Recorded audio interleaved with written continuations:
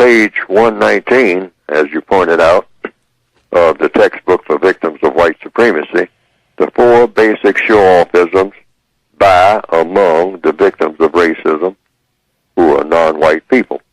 Okay? It's 4 of them. Number 1, showing off to each other the things that white people have allowed them to obtain. I'm going to say that again. Showing off to each other the things, the little trinkets, the little this and that. I mean, a car, or some bling-bling. The things that white people have allowed them to obtain in the system of white supremacy.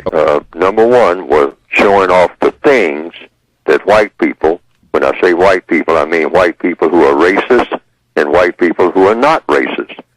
Anything that's worth anything in the system of white supremacy will come from white people. That's just the logic. In a system of racism or white supremacy, all things that are worth, that have value, the value of those things is determined by white people in a system of white supremacy. So when non-white people get something, whatever that something, we're talking about things now, whenever we get something of value, and the value is determined by the people who make the things and who distribute the things, then those things will be given the same value or greater value by the people who get those things. And when non-white people get things from white people, then they have a tendency to take those things and show off. So that becomes one of the show-offisms. Cars, houses, bling-bling. So we're talking about things now, diamond rings and whatnot. Hey, look at me. Look at what I got. Look at what I got. Well, where did you get it? Where did it come from? Did you make it? Are you the originator of it? No, but I got it. But where did you get it? You got it from directly, indirectly, in a system of white supremacy, from the white supremacists. So you're showing it off now. To whom? Showing it off to whom? You're showing it off to other victims, other people in the prison yard. Cigarettes, or whatever you got from, the outside, or whatever, or the inside. That's number 1. Number 2, showing off, now this is among the victims now, the non-white people, showing off to each other the information that white people have allowed them to obtain, allowed us to obtain. But we shouldn't be showing it off, all right?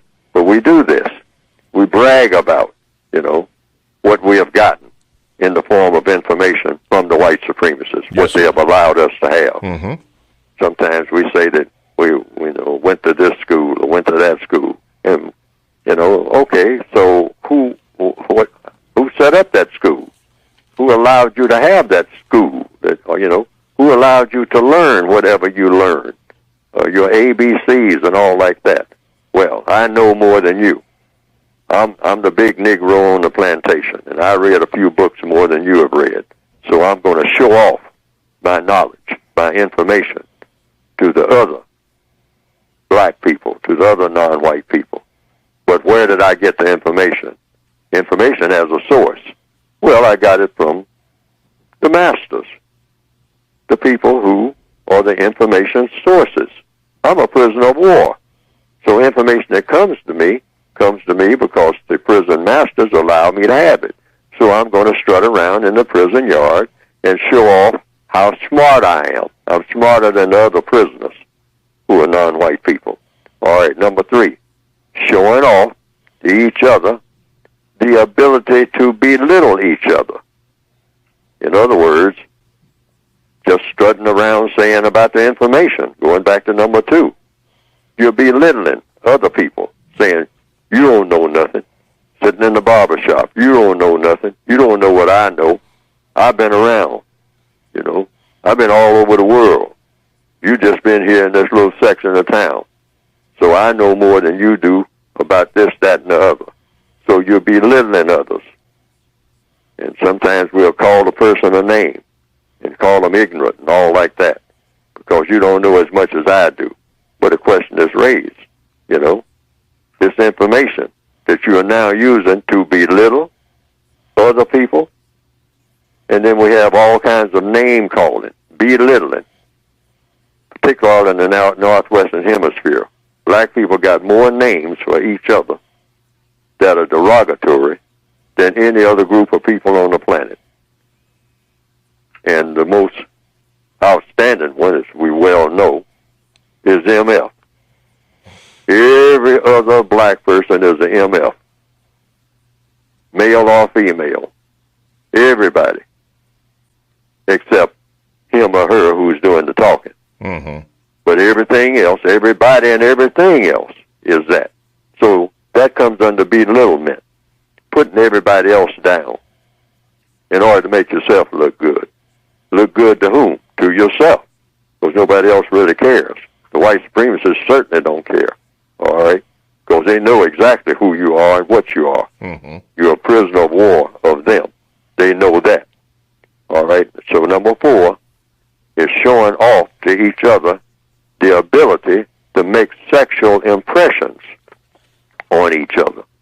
And nowadays, even that's being orchestrated, been completely taken over by the white supremacists. Yes. Because now the white supremacists have this scatter sexualization going on, this massive degenderization among the non-white people of the planet, and it is just going at a galloping pace.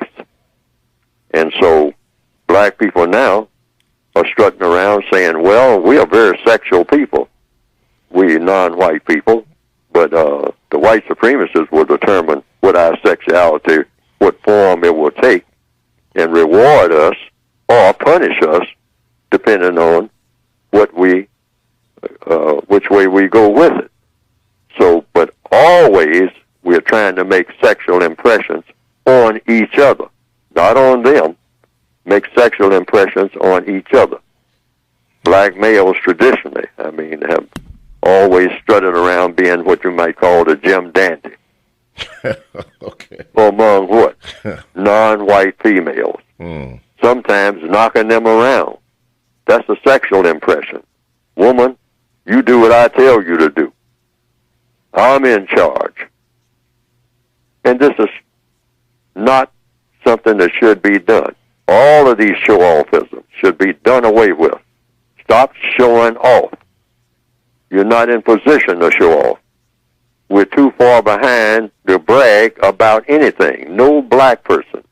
And I've said it right out of the book and on the air and everywhere else because it's true.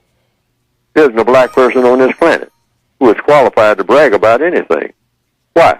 Because prisoners of war are in no position to brag. Okay. You're only in a position to brag when you're no longer a prisoner of war, and then you don't have any reason to brag because you're no longer a prisoner.